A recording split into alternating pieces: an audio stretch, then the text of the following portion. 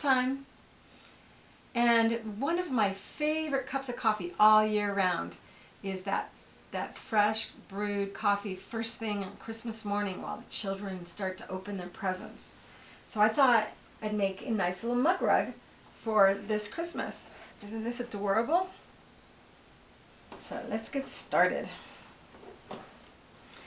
First thing you need to know is that when you go to the link and get your pattern, that you'll need to print it out onto a piece of paper. This is just regular 8.5 by 11 inkjet paper, and you print on the paper, and then you take some of our stick and rinse stabilizer, and the stick and rinse stabilizer comes in a roll like you see here. And we just take a section of this stick and rinse, cut it off, and put it on a piece of paper using Scotch tape or an adhesive, a craft adhesive. So whichever one you prefer. And you're going to go across this edge and then across that edge. Then you're going to take this and place it in your inkjet printer cartridge, and it comes out printed. So the reason I have you print on the paper first and then tape that down and then print it is because if you just guess on where it's going to print, you could end up missing and wasting that stabilizer by not printing where you want it. Now that you've printed out your sticker, you want to make sure you cut the back fabric larger than the line on the pattern itself, and that will make it easier for cutting our mug rug to shape later on. Now, the next step is to trace your designs. And we have this little snow hill that we have to create. So when you trace, you actually need to flip the paper over, and then I just take a light box and trace, and I always use a Sharpie marker for this process, because if you trace using a iron away pen, when you go to iron your stabilizer onto your fabric, the lines will just iron away. So make sure you don't do that. I accidentally did that recently, and I thought I'd share that. So these were traced wrong. See how this one is going this direction, and it seems backwards when you are creating it, but when you peel off that sticker after cutting this away, then it will actually be the correct direction. So we'll go ahead now. Once again, this is what we're doing, is we're tracing on a fusible webbing, and after you iron your pieces on, you simply cut. Now when I cut the land, I want to just cut the top edge of this. So here we know where the edges of this is going to be, but we are not going to cut those. We're going to simply add this to the piece of material that we have laid out here, and we're going to iron it down, and everything is made a little bit bigger than the actual design will be later. So we're going to be cutting this curvy shape after we have done all of the stitching. So here, once again, on this scarf, for instance, you're going to flip the snowman over, put him on a light box, and trace through that paper to create copies of the outline of the scarf. When you go to remove the stabilizer from the fabric shapes that you cut out, you simply take a piece of Scotch tape and kind of rub it on the corner, and then peel toward the center of the item, and it'll just come right off. Much better than trying to pick at it, because you can end up causing the fabric to fray if you do that.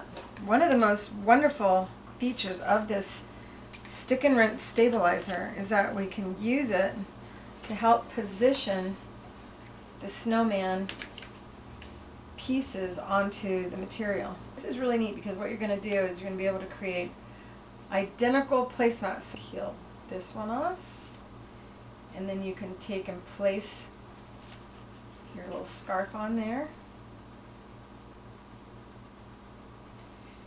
And what did I do with this little hat?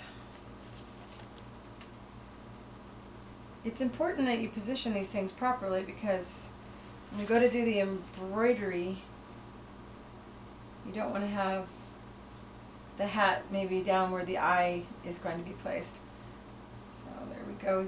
We've got them nicely positioned, and now you take it to the iron and you iron it, except for one spot. I do not iron the bottom of the snowman. So you can see that the land is coming beneath that, and we're going to leave that unironed until we do some sewing.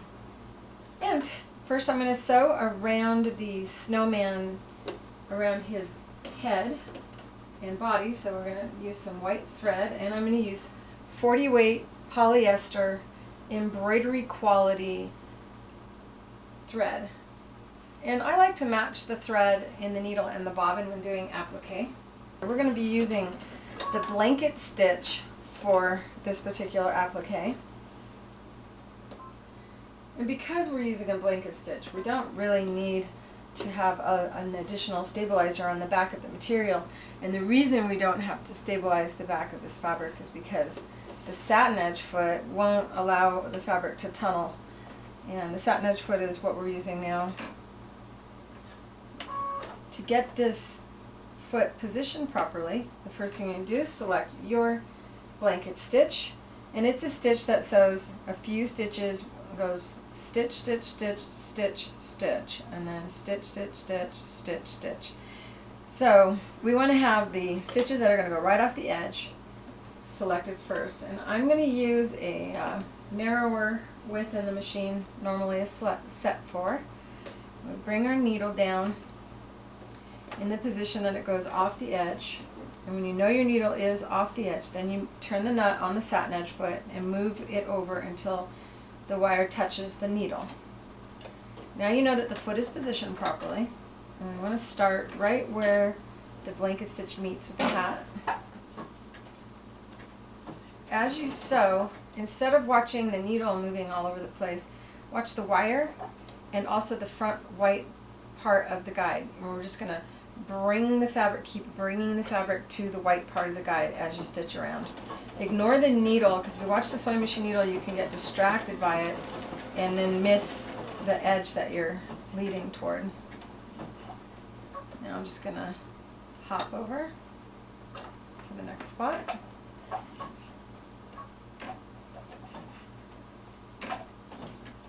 So you can see I'm lifting and moving the fabric. That forward and reverse action that it makes can make it confusing sometimes. And as I'm going around this, I'm realizing, oh no, I didn't check my pattern to make sure that I did the land first. So this is another important part of applique, is knowing which piece to sew first. So you always want to start on the back piece, the piece that's farthest away. So I'm going to go ahead and tie a knot here. I can always come back, so in case you accidentally start in the wrong spot, you just tie a knot. And now we're going to flip this snowman back as we applique using the same stitch all the way down the ski slope. Sew in just a little bit, and now we're going to cut the thread. And the reason we're doing this, and the reason I left the snowman up like this, is because I want to stitch in a little bit, but not all the way across, because then you'll see the lumpiness of that stitch beneath the snowman.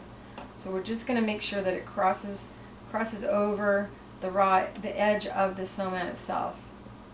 And continue.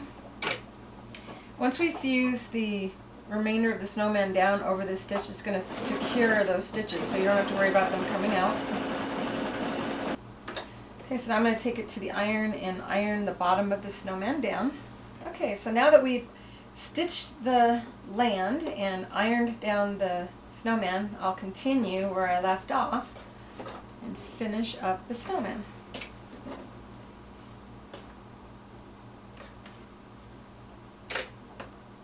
Once again, we want to make sure we tie a knot on this one because we're in the middle of the actual stitch itself.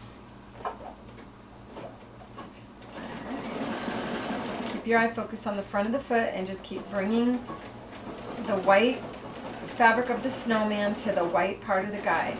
The needle is already lined up with the wires, so you don't have to worry about losing your needle position as you go around. And that is so nice because with all that moving around, forward and back, it can get hard on the eyes. And if you've ever sat in this position when sewing, doing applique with your head really close and your hands like that, you know, it gets sore. Your body can get really sore doing that. So this is a much healthier position. I'm resting on the table, and I barely use any hand at all, just more like my finger in front over here and pushing, making sure that the fabric keeps coming back to the guide. So we're approaching the scarf now. We want to stop and make sure that our stitch doesn't go beyond that, and then we're going to go ahead and tie a knot and come up to where the scarf meets with the top, with his neck, and tie a knot.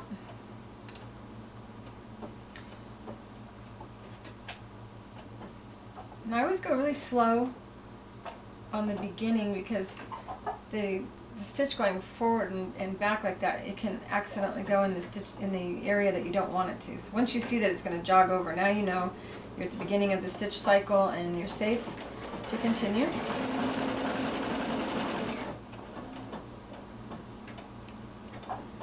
And now once again, see how it kind of moved forward, so I'm going to pull the fabric back and tie a knot.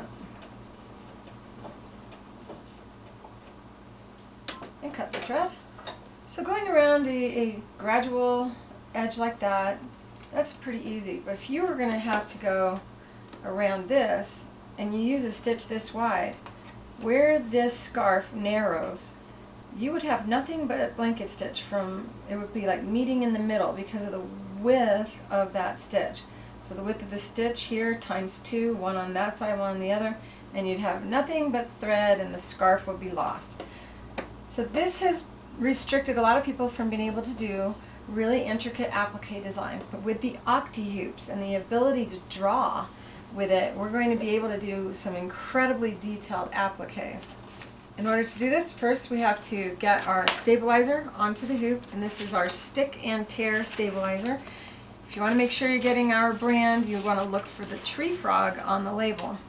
And on the stick and rinse, we have a dolphin on the label. That way you know you're getting the Creative Feet brand stabilizer. You adhere it to the hoop, rub with your fingers, and then pull it across like that. And then we're going to go ahead and stretch this really tight. And just keep stretching it and rubbing, stretch and rub. So one more check, make sure that's all secured on there. And you're ready to lay your embroidery or your applique design in the hoop, and we just smooth it out. And this would be a good time to clear off all those little tails that you have on the fabric. You see this right here. That end and that end are not vulnerable because the bobbin thread is still connected on the bottom of the material. And this is all going to end up being fused onto something, so it will end up being machine washable and you won't have anything to worry about. So now we're going to take the sticker, and this is our stick and rinse stabilizer, and peel off the release liner. It's ideal when you go to position your sticker on top that you aren't looking at it at an angle. Make sure that you come down from above and see from the top, and then it's easier to line everything up. I'm going to go ahead and take the presser foot off, and when we embroider the scarf, I'm going to use a red thread in the bobbin. Now I'm taking off my machine's snap-on adapter. Slide the hoop underneath. You're going to use one of your handles, and your other hand rests on the actual hoop. Sometimes I just put my finger like this as I color. And we're just going to use a straight stitch, center needle position. That's that little bell sound you hear is the sound of my machine warning me, that sound, that the presser foot lever is not down. So my machine has a button that I have to push. But if you don't have an electronic machine, this lever needs to be lowered, or the tension discs are not closed on the thread, and then the thread will fall down to the bottom and look like big loops, or as people call it, the nest look. So now we're just going to go ahead and start to draw on the edge of the scarf material. And if you want, you can lower your feed dogs. I've stitched away, and I'm going to go ahead and cut that thread so it doesn't distract me. And we don't want to just do one row of stitching. We want to come back and forth so that you're creating a really solid edge on that scarf. So you don't have to worry about it actually coming off the first time you throw these mug rugs in the washing machine. And you can see the line where the scarf comes up and over. And I like to create a little bit of a fabric look right here by just going just a few stitches into that. Creates that little appearance that the fabric is folding.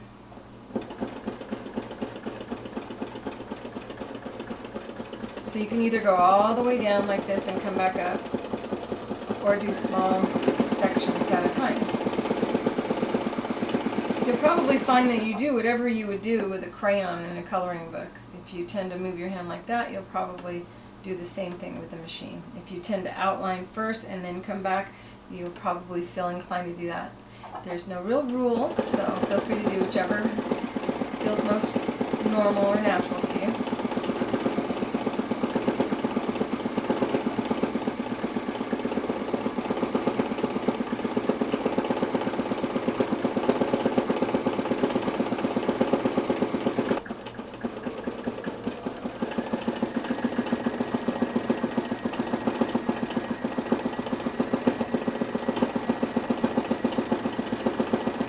I'm pretty sure that that scarf is really secure.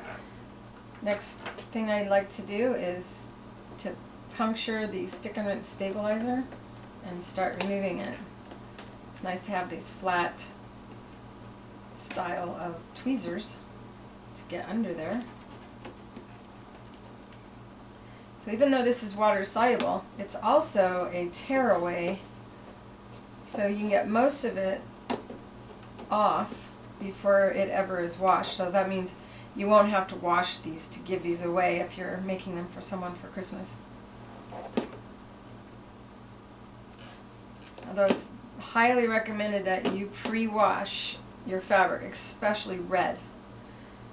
If you don't pre-wash red material, it could bleed into the white the first time it goes in the washing machine, or even worse, the first time coffee spills on it. You may even want to Scotch guard these in case coffee does get spilled on it. Okay, next is time for the hat. And that piece would have been really, really small, hard to cut. That's the sound of my machine cutting the thread. And it also cuts the bobbin thread underneath when it does that. Now, if your machine does not have a scissor button on it that cuts your bobbin and your needle thread, then after you sew an area, you should take the hoop out and then go from behind and cut away your carryover threads. You would have had a piece of thread stretched out across like that you then have to cut away. And the reason for that is because those carryover threads could get caught on the surface of your sewing machine. Now on this snowman, I did a zigzag stitch all the way down, and then I straight stitched around it. You could just embroider right across, just as I did on the carrot here. I'm going to show you this technique because it's fun, but it does take a little bit of practice to do a zigzag stitch like this. So you may want to do a few practice runs on a scrap piece of material. Since we have a straight stitch, we'll go ahead and outline. I'm going to outline first to help me see when I'm doing the zigzag where that stitch is.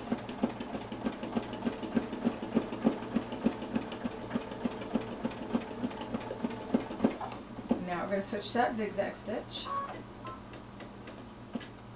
We're going to go slow, try to be straight. Now as I'm looking at this, I'm not looking at the needles swinging left to right. I'm looking at the stitching line that I have here, and I'm trying to move the hoop in a really straight direction.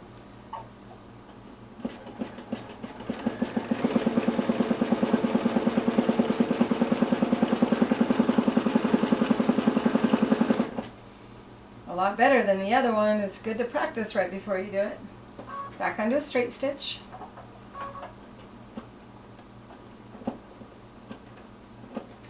And this is something I always do very slow because we're moving the hoop forward and back and trying to make them look like an actual straight stitch.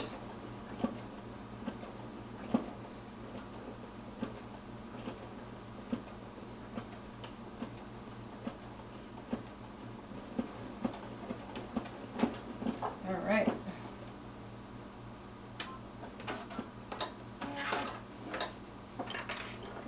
Cut your tail. Okay, next I'm going to change to the black thread, and we're going to go ahead and go all the way around the snowman's hat and then do each one of these fine details. Because we're going to be using black thread on the needle, I'm also changing to black bobbin thread.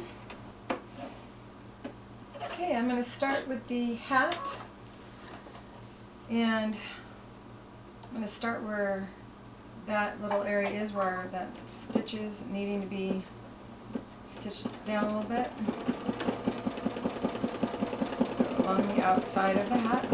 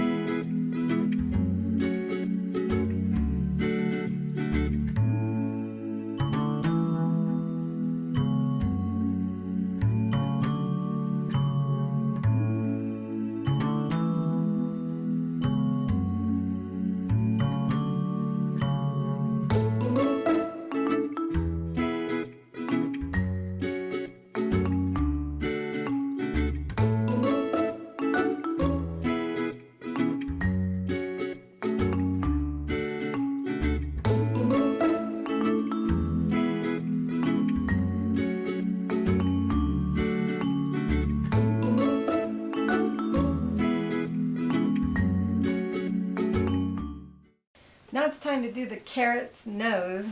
It's time to pick out a nice color for that. And I like to use, I'm going to do an outline and fill in on this one.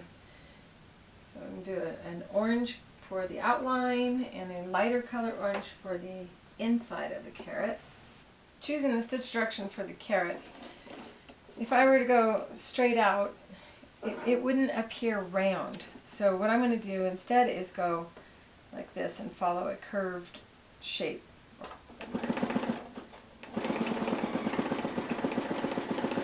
First, I'm going to outline the inside of the outline and then continue just drawing. In this case, I'm just using a white thread in the bobbin.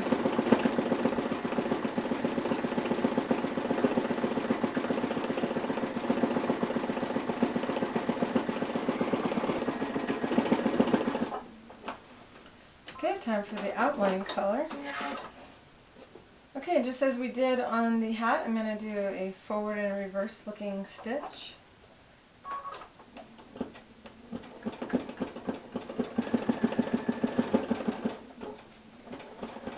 But more of a flowing design. In other words, I'm not going really slow. I'm going one stitch at a time and coming back and forth. I'm blending the stitches together, going in a back and forth motion to add thickness and dimension to the stitch without it being so stitch looking. And then since carrots have this kind of darker color running through them, and the nose of the carrot, or the nose of the snowman, would have a shadow underneath it, and I'm just going to draw this, do a little shading, a little bit more here.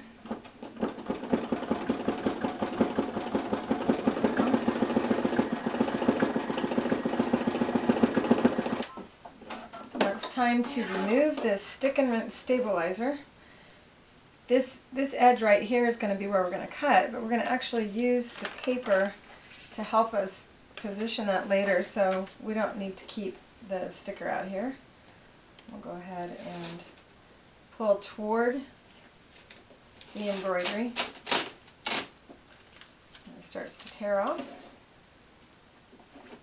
Once you've removed all of the stick and rinse stabilizer, this is your chance to make sure that you've covered adequately the materials. If not, you can still go in there and add a little touch to the applique fabric here.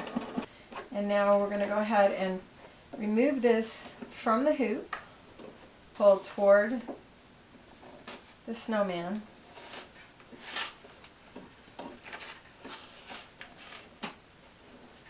And see how I'm kind of rotating the hoop, going in a circular pattern. Just keep spinning the hoop around, pulling toward the middle, peeling back, not pulling up. And what's next is piecing the side fabric. So we'll set this little guy aside after removing the stick and tear from the back of the material.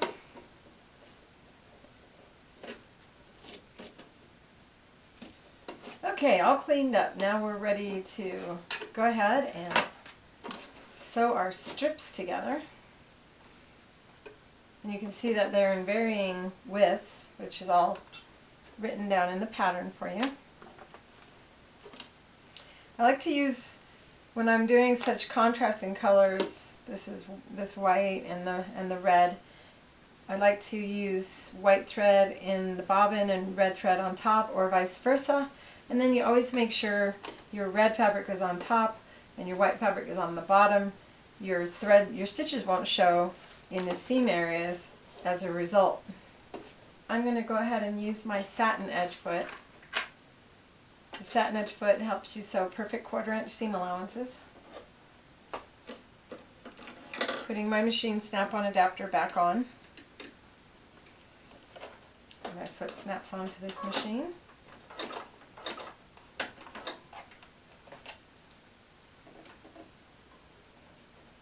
You don't want to put your needle in the measuring tape, just place it so the needle is right over one of the lines. And then you turn the nut, moving the wire over inside the opening to the 1/4 inch mark. And if you can't get just a 1/4 inch, if it's a little less than a 1/4 inch, it really doesn't matter. All that matters is that your seam allowance is always the same. And worst case scenario, you'll end up with a little bit more fabric that can be trimmed down, so it's not really crucial. The first stripe is a white stripe, and then the next stripe is this. So we follow this white, this one, and then the bigger of the white. So small white first. And you can see I've cut it in different size strips. So I'm going to start with the larger, or the smaller of the two. And the white thread is on the bobbin. So my white fabric will be beneath. Right sides together. And I've chosen this really shiny material here, which you can use as satin if you like, or you can just use cotton if you don't mind not having yours match mine.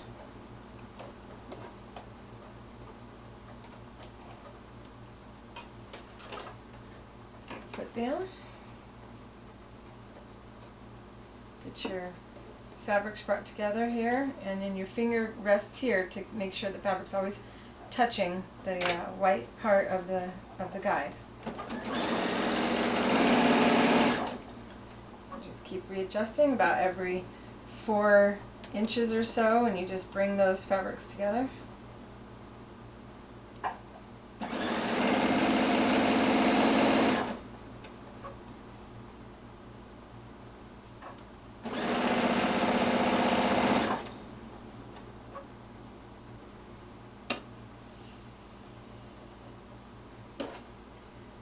Now, rather than going to the iron, I'm just going to use my presser.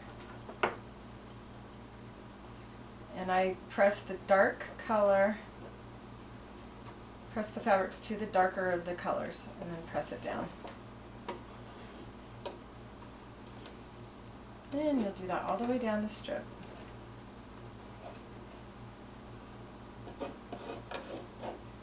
Okay, time for the next strip, which will be a wider strip than the last one. Once again, we're paying attention to what color thread we have in the bobbin and what color thread we have in the needle. If you find these fabrics hard to handle, you can take and use our basting glue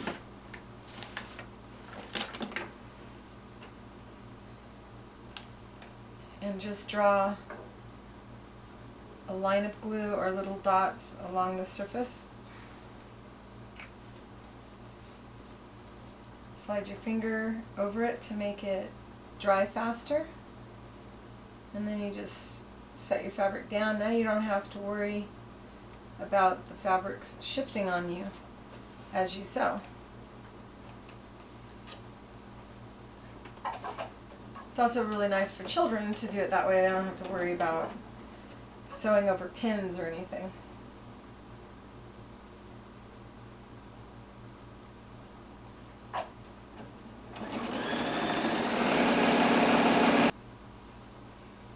Okay, now on this strip, because this one is so narrow, what I do is I use my applique scissors and trim down one seam allowance.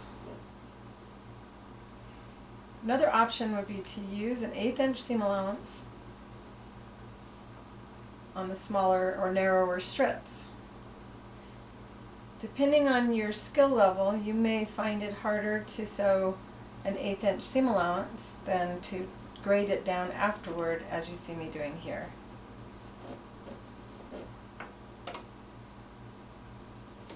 Now when you go to press that, it folds over like that. It looks nice and clean on that side.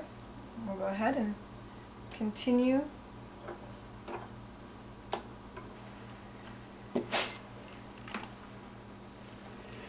Now we're going to see, do we have it enough? I used one of these to help me to know how to line it up on the cutting board. So you can see how you line up your lines on there, and you can tell that the ruler needs to be placed across there. I'm going to place the ruler on there.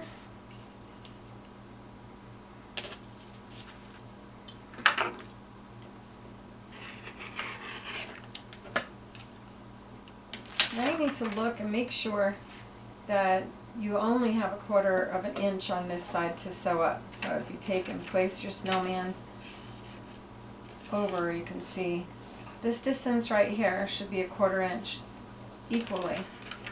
So I'm going to take it to the cutting board, line it up on the lines so that my land line here and line here are lined up with each other. Then you can look at this line right here and get it on a line. So now you just want to make sure you have 1/4 inch seam allowance past that, so you just go over. And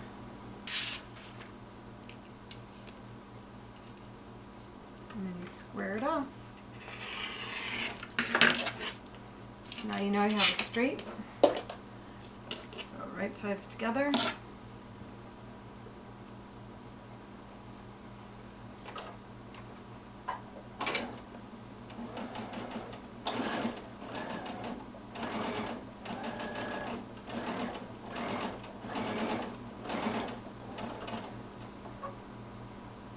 It's a lot easier to have all of the seam allowances facing up when you sew your seam rather than upside down.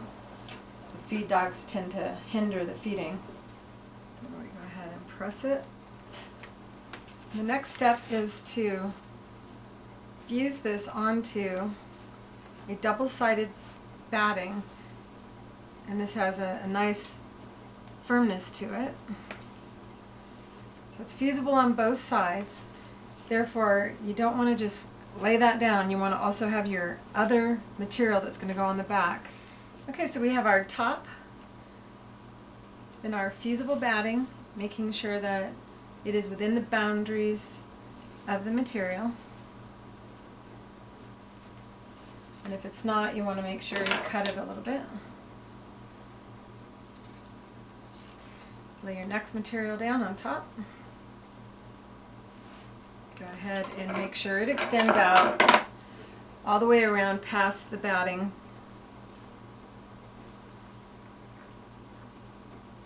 And this is lifting the iron, setting it down, lifting the iron, setting it down, pressing these materials together.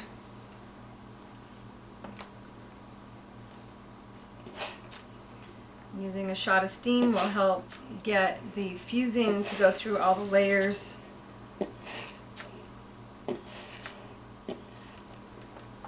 Okay, everything's looking good. Now we're going to square it off. Once again, we're going to do so by comparing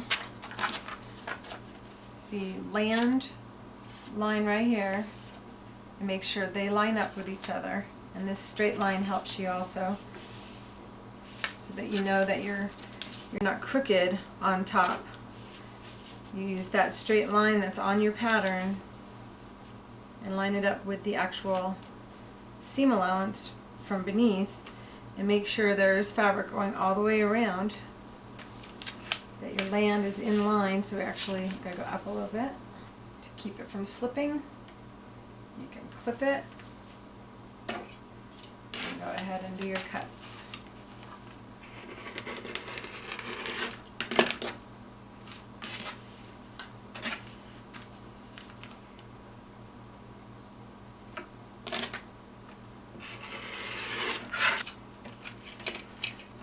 Switch the clip to this side. Make sure nothing shifted on either side. Looks good.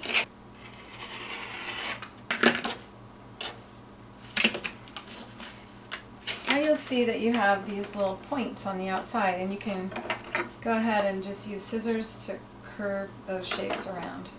And you remove your pattern, and we're going to go ahead and take it to the sewing machine again and do a satin stitch all the way around. Before sewing, make sure that all of your edges are nice and secure, that you don't need to take it back to the iron. Now we want to have matching thread in the needle and the bobbin. I'm going to go ahead and use red thread. I'm going to satin stitch all the way around the edge of this using the satin edge foot. That's why it's got its name, because it's a foot designed to ride off the edge of your material and do a satin stitch without getting stuck. If you've ever tried forming a stitch on the edge of your fabric, you know that you can get pile-ups and spread-outs if you're not careful. Where you start really doesn't matter all that much, but I tend to always start in the same spot and always away from the whatever draws your attention. So the snowman is the primary focal point. We'll go ahead and start stitching over here.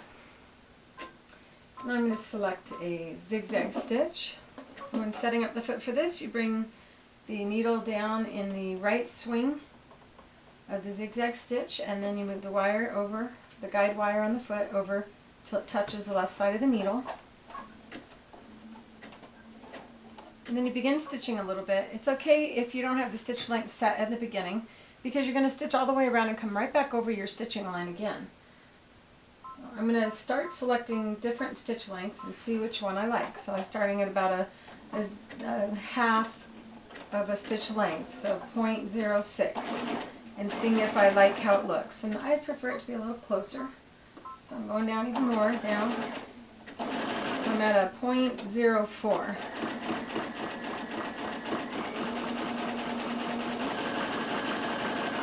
I'd still like that to even be closer. So 0.3 seems to be the magic number. It's going to vary on your machine and on the type of thread that you're using and which materials you've chosen.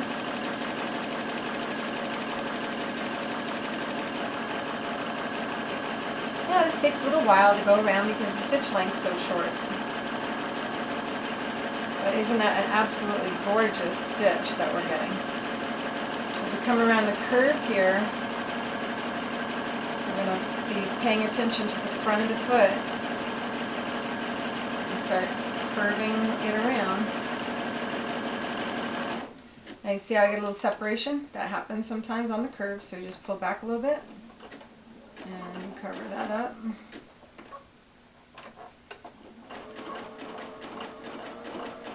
There you go.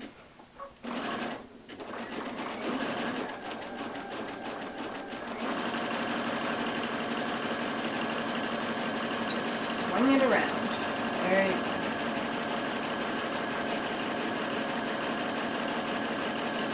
Okay, so I'm going to continue going all the way around.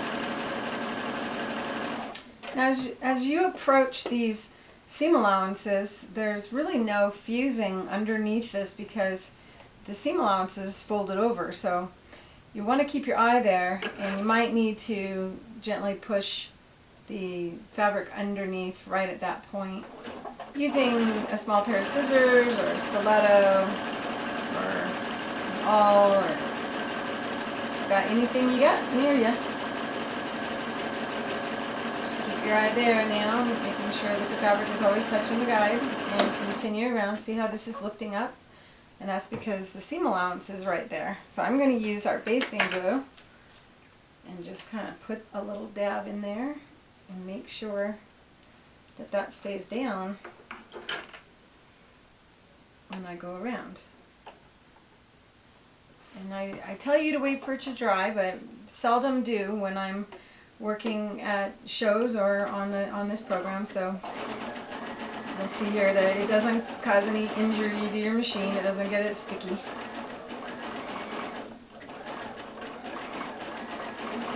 Because this glue is really just a water-soluble stabilizer that's wet.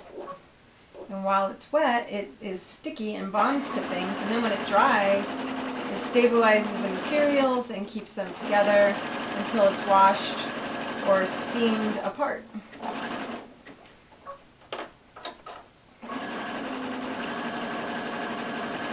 Okay, so here we are coming at to the beginning, and I take the two ends and I bring them toward me. So we're actually sewing over the ends of the thread for a while. And there's no way that thread's going to come out now. And then you can go ahead and cut the thread. Continue, and we're going to go back over where we started and cross and go beyond that. So there's no start or stop visible. Do a few knot stitches. Cut the thread. And now it's up to you if you like the way it looks just as it is right now. You don't have to do the next step, but if you like to get really fancy, then we're going to go ahead now and sew some pearls on using the pearls and piping foot. This is a 2mm pearl. Let's see how it just goes right in the tunnel of the foot and slides right along all by itself. So you won't have to hold on to these pearls while you sew. The foot does have a little washer that slides left and right. And what that washer does is it moves the trim over, so the trim is either over there or over there. And we don't really know what we want until we put it on. So we'll go ahead and put the foot on the machine. And then you place the pearls beneath the foot. Select the zigzag stitch according to the instructions based on the trim that you're going to do, or the size of the bead that you're going to use. And if the needle clears in both left and right swing, then you know that you're set and you don't have to change the location of the washer. I'm going to go ahead now and we're going to put the pearls on, and I'm going to start right near where I started the other trim. And this time we're going to use a zigzag stitch that's a little bit farther apart in length.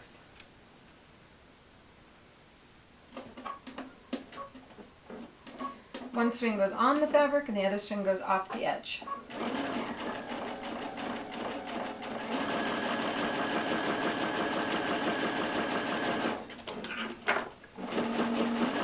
And you'll notice my hand positioning. I don't have my hands anywhere near the pearls.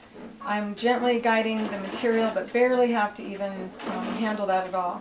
Now as we come around a curve, you want to slow down And make sure that you're not coming up onto the material. Keep your eye and make sure that the thread, left swing of the needle is striking the thread. And that way you won't end up with it getting tight on the corners. The pearls need to lay off the edge of the fabric, not on top of the stitch. And on curves they tend to want to come up just a little bit. Now you can go back to relaxing on the straights. Here we go again. This has to do with the fact that the pearls are, a rigid material. So we want to make sure that they don't come up on that thread.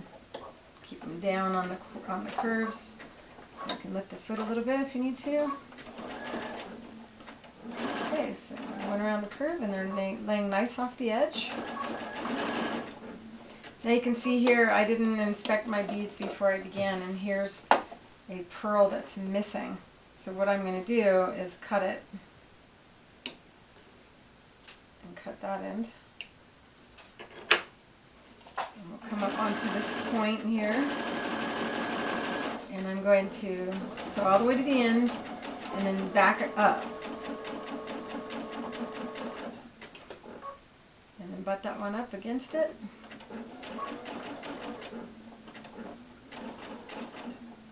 And then back up again.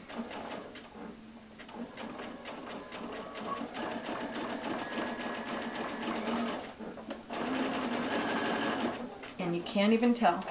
That's why we are always looking ahead of where we're going, never right where we're at. Never at the needle, but always in front. Okay, we're coming up on where we began. And similar to what I did over in the other area, we're going to be coming up on this pearl, and I'm going to snip off that last one. And we're coming up here, but sometimes it seems like we're going to be snipping here, but it ends up we need to go to the next one over. So you wait till you get closer, and then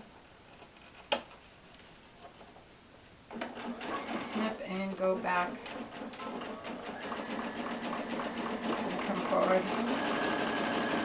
And now we're going to tie a knot.